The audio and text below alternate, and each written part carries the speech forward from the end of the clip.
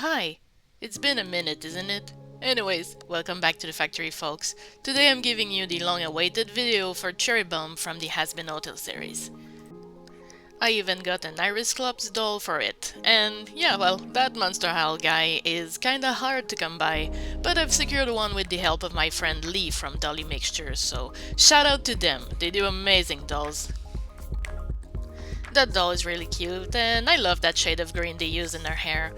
So I'm probably gonna save it since it looks like it's in very good condition. Unfortunately, the doll is missing her arms. I could just replace them, but since Cherri's skin is paper white, I figured I might just, use a white body base instead. So I stole one from a Spectra. So to facilitate the hair removal process, I just tie it up in a high ponytail and I go ahead and snip it all off.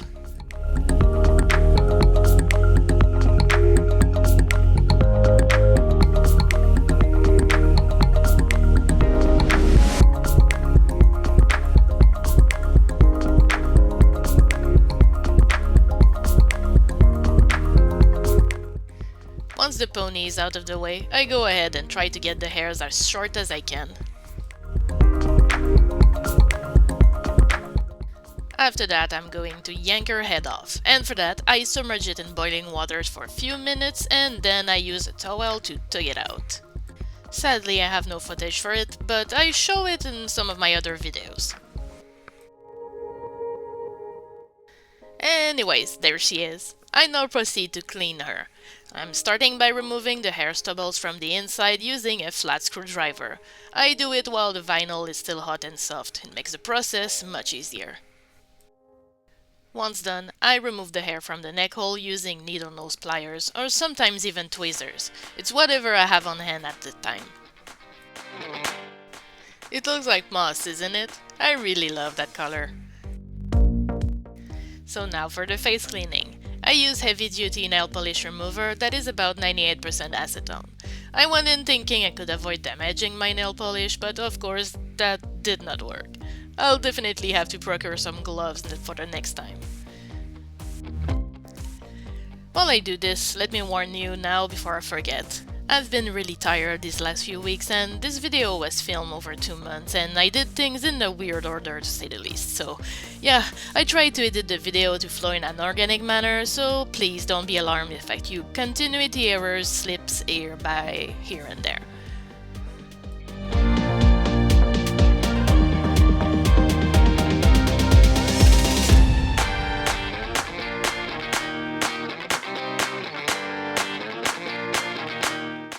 Checking for nail damage? Yeah, well, totally needs to be redone. Now let's go for her hair.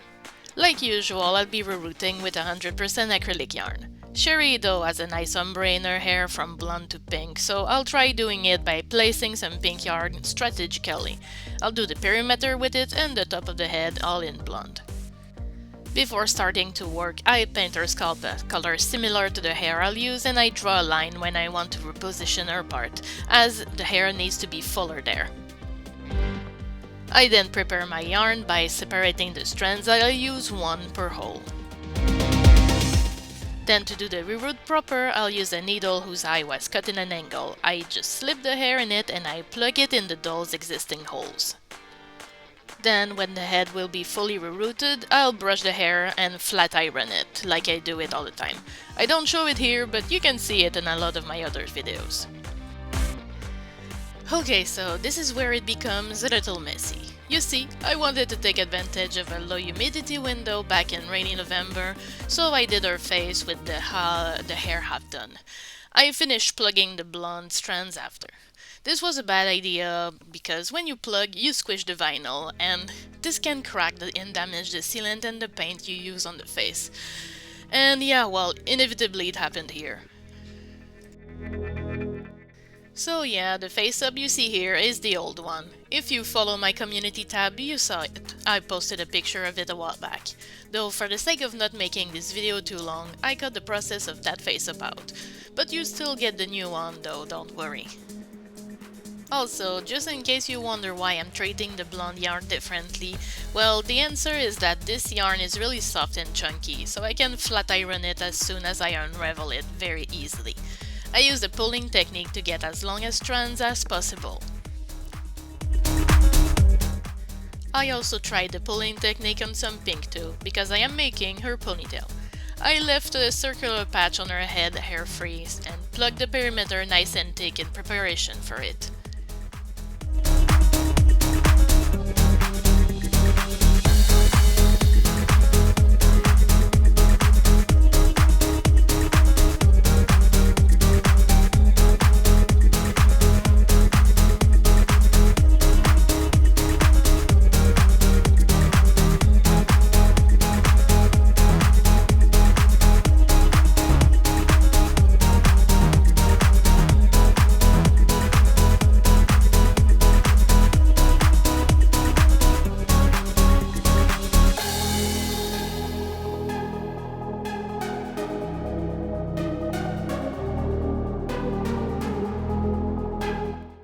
And yeah, this was somewhere around there with all the pulling and brushing that I noticed some part of her face up was chipping off. So yeah, I erased it with acetone and that led us to her final face up. And boom! So in preparation for it, I went ahead and covered her head with a few coats of watered down white acrylic paint until I got a smooth and opaque finish. Then I primed her face with a coat of Mr. Super Clear Sealant and sketched her feature with a watercolor pencil. Once that was done, I started the blushing by mapping the base shadows on her face using my soft pastels. I mainly do some contouring and start to build the base of things like makeup at this stage. For Cherri, I wanted to stay in a pinkish color story to go with her overall theme, so you see a lot of that and some purple, a bit of blue, and maybe some red too. That sculpt is absolutely gorgeous, but the fact that there's only one single eye is definitely different. The sculpt is very pronounced too, so working around that felt a little challenging at times. Cherri has a lot of freckle-like spots on her face, so I decided to try to add some texture to her. I got some watercolor and gouache paints out and decided to do spots of varying size and opacity here and there. This step is also sandwiched between two layers of blushing, and I just hope that this will make it look more blended in and cohesive. Also, to be completely honest with you, any excuse to experiment on texture is a good one in my book. I just really love doing it. And yes, I am absolutely not afraid to use my fingers and even my gloves here. I'm the kind of artist that do stuff and get paints everywhere even on their forehead, so a hands-on approach is just fun for me. And I realize it actually doesn't show too well, but I use different shades too, though they are all in the same family.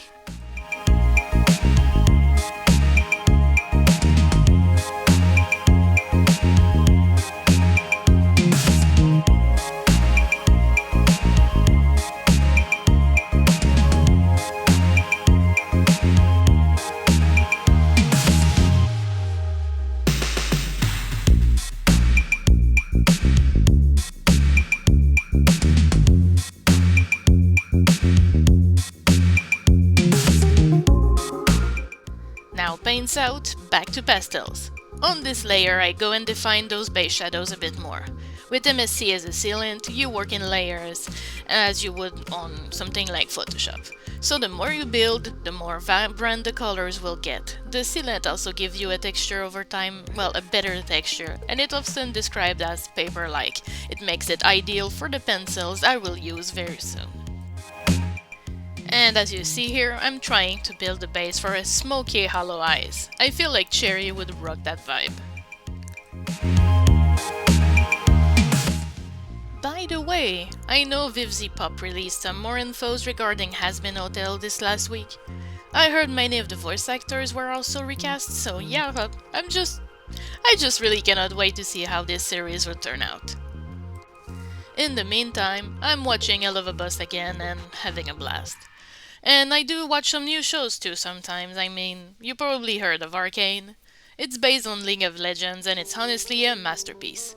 You don't have to know the game to get in, because I sure didn't and I enjoyed it, but yeah, I highly recommend it. Also in for hot cupcakes.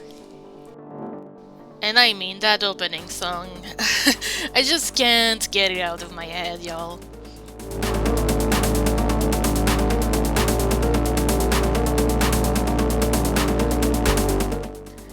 Okay, well, enough with the tangent, back to Cherri. After I finish the blushing, I switch to watercolor pencils. I am layering the base colors first, and I'm slowly building opacity, contrast and shadows, starting from lighter colors all the way to more intense, dark and unforgiving pigments. You can also do highlight when the MSC has enough buildup. I'm trying to stay in the red-pink family again, but I do use some red, oranges, purples and blues.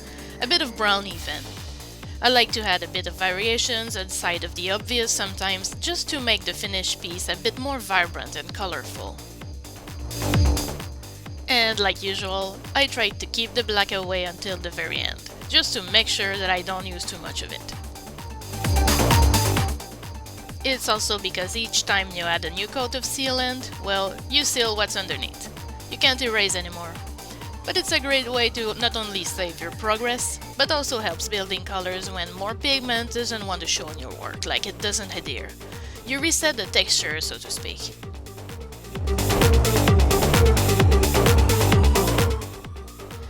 Yeah, well, looks like my gloves are getting on enough my hands. I love the idea of wearing them because I think it's safer in a way and you protect your work from the oils on your skin. But I can't erase the fact that I absolutely cannot wear gloves for a long period of times. I mean, even if I have to go out in the Canadian winter, I just hate it. Anyone else is like that too? Okay, so her eye is looking way too orange at this stage, but trust me, I will fix that. I wanted to use the shade as a base / highlight color, but I ended up not really liking it, so yeah. Good thing though, I just need to spray a coat of sealant and add more red to fix it.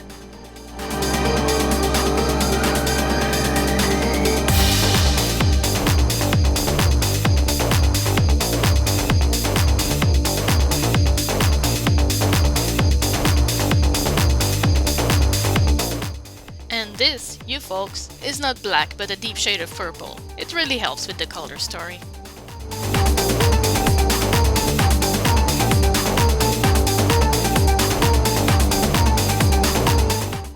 Okay, so that baby here is a pastel pencil. I have it in black too. They really are amazing things to work with and I highly recommend them.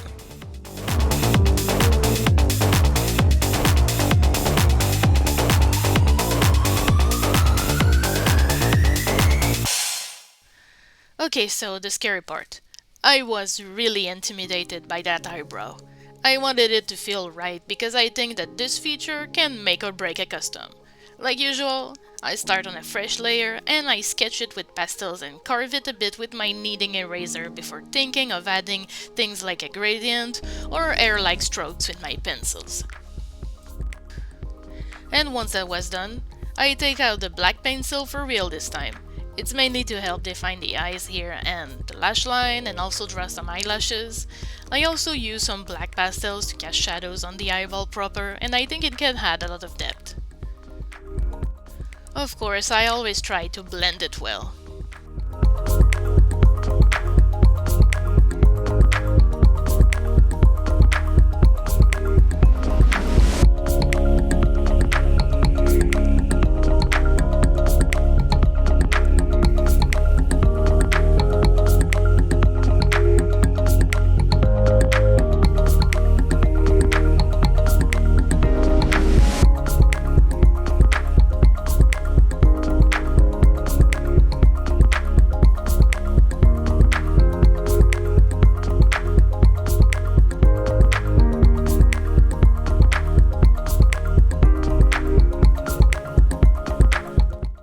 When I'm happy with everything, I go back with my watercolor and gouache paints to add the finishing touches, so mainly details and texture in places like the lips and the eyebrows, or to reinforce some fine lines.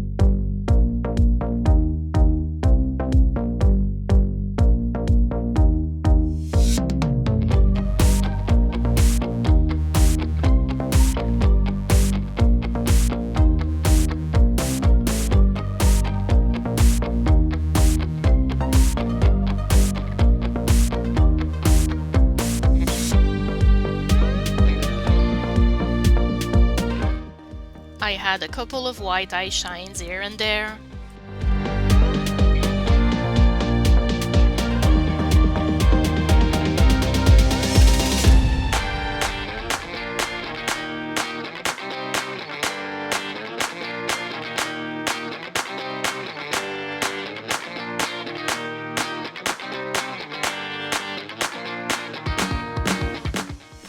And I finish by adding some white on the mouth to create a lightly parted lips effect.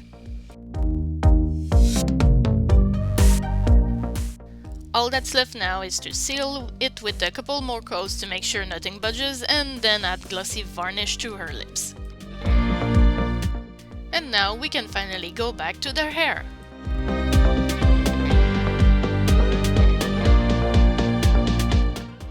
So I punched a hole on her scalp here to place her ponytail. I don't know why I did not film it proper, but to make that piece, I tied up the hair that I wanted to use and I flipped it so the rubber band sits inside. Then I inserted a metal wire in. The visible part of it was covered with a thin layer of warbler that I painted black to imitate how her hair is held. The only thing that is needed then is to glue it permanently in place using some super glue.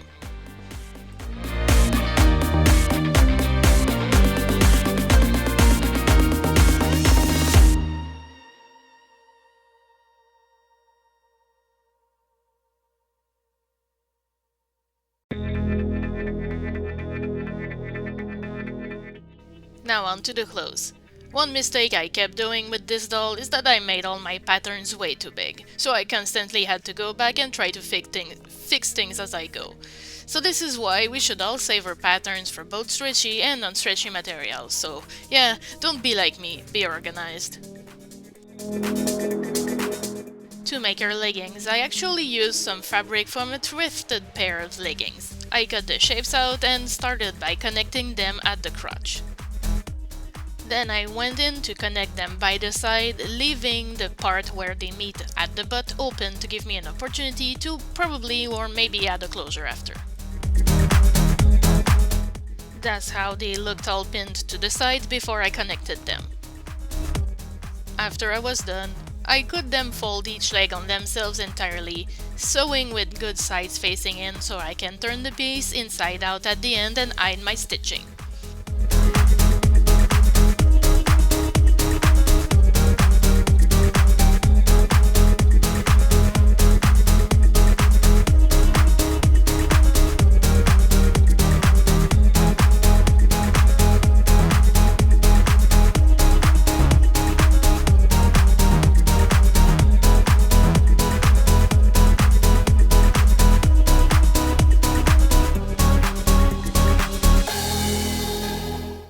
Just don't forget you have to hem the top and the bottom.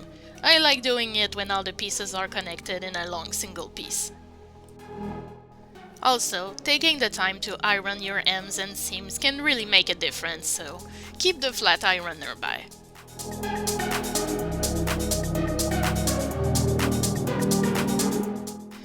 Alright, so now, before turning it inside out, I tried it on the doll just to see how big these were, and that looks pretty darn bad if I say so myself. But I really didn't have much of that fabric left, so instead of starting over, I decided to sew those against the doll legs to try to tighten things up.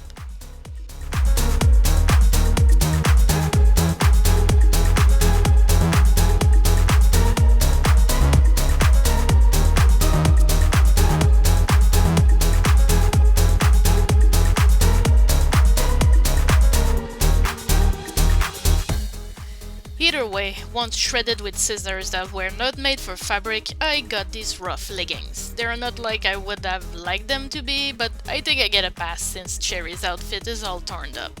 She's a fan of turf wars after all. So that fabric, I had to order it online twice. I didn't have anything on hand that was red and stretchy to give me the kind of texture that I wanted, so I'm really happy though because it feels quite nice. I cut out pieces for the skirt and top, and again, way too big for the doll considering I'm using a stretchy material. I figured that I would again try to tighten this up as I go, but honestly really, that just overcomplicated the whole process. Don't do that, test your patterns.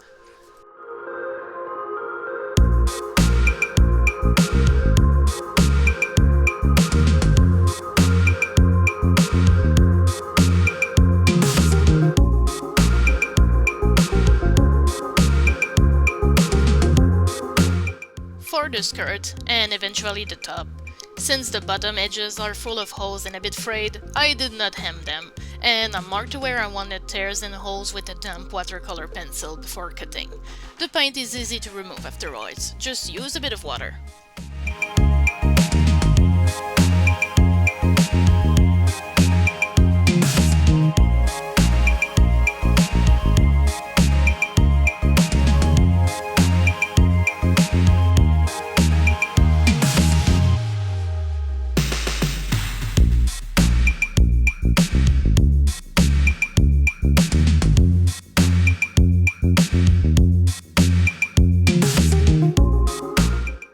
And that's the finished top and skirt so far.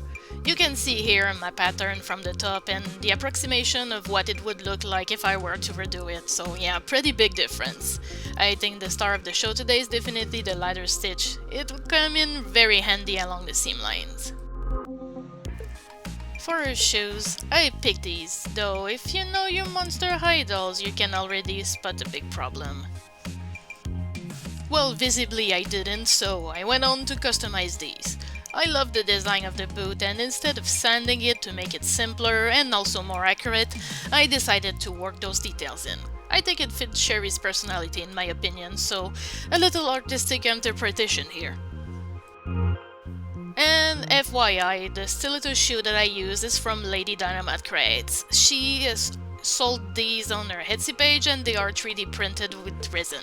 They are amazing and I highly recommend them. I was very pleased with the paint job, not going to lie. A bit of shading and dry brushing can do wonders with sculpting details. Though this is when I tried the boot on a doll that I noticed. These are little sister size boots, from a Halloween doll actually, and they fit smaller feet.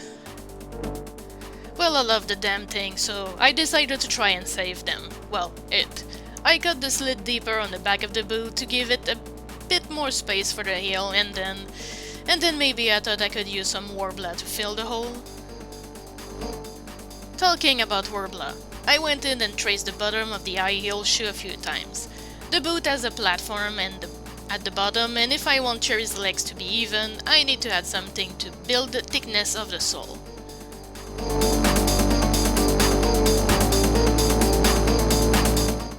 With the shoes out of the way, I masked Cherri's clothes off to protect them from Mr. Super Clear Sealant, and I worked on her upper body. Her limbs were painted solid white, and then I added pastel to shade and paint to texture it, much like I did on her face.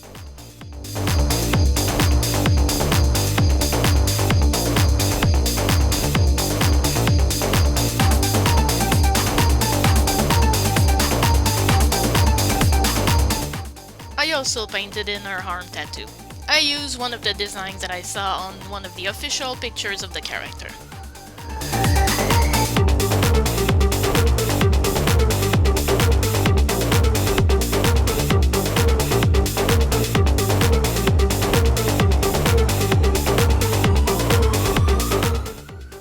Okay, slight continuity error here, but yeah, I added the X shape she has on her top by sewing tiny strips of fabric. I did that before the blushing, but I went on and added the stripes to her top post blushing, mainly because it made it easier to mask the top for, well, the body blushing job. These are, well, just tiny black ribbons.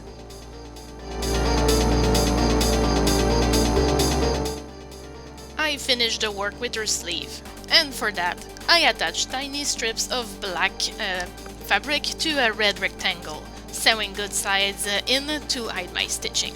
After aiming the top and bottom, I flat ironed it, and once that was done, I sew it good sides in against the doll arm to create a nice fit. It was a bit hard to turn it inside out after, but I guess I managed. And with that over with, I finished what I needed to do for this custom, so I could finally put it all together. Though, it was a simple project that lasted forever, but I'm really happy that she is done now. I really hope that you like the end result.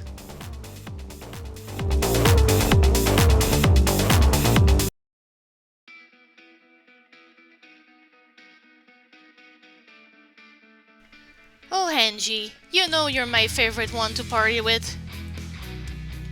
You got it, sugar tits.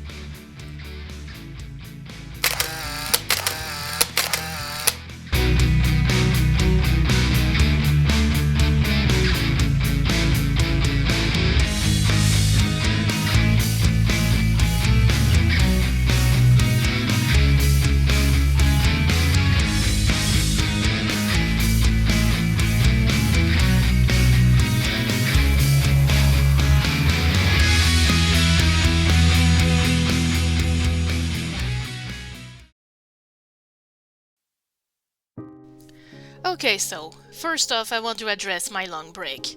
I was tired, I still am, and there are some things going on around me that makes it a bit more difficult to rest. Though I am still full of passion, so I'm still going and I'll still post old videos and answer to my comments the best I can. Though for now, I don't want to stress myself with a deadline every 2 weeks, so if I have bigger projects that are taking more time, I will use more time. One of these is actually Stolas from Helluva Bus. Yes, I've started him.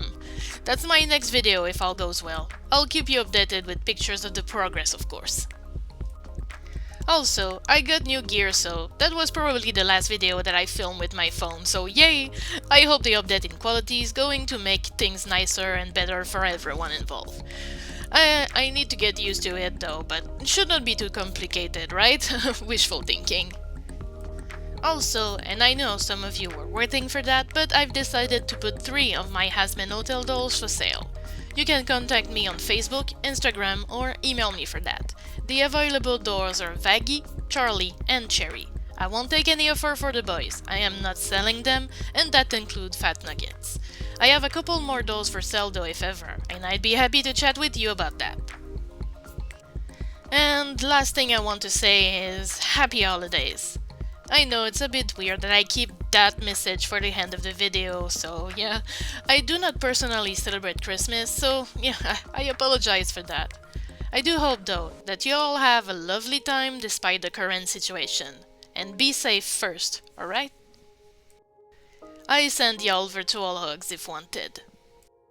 In the meantime though, well, see you in the next one, bye!